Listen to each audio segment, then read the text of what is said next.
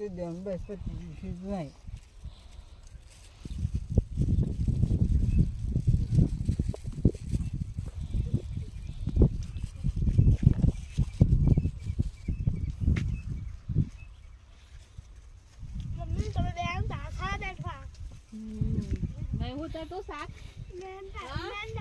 લાત મારું પાછળથી જો શાક ના ખાય તો તીધા તો કહ્યું તું મેડમ ને ખબર છે ને તારે હવે ચી ખાય આલુ પાછળથી ના ખાય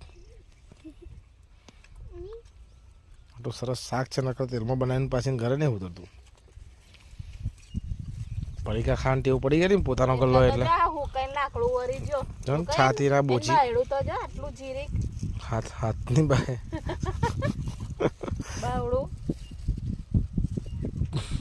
જો જમાન છું બાવડું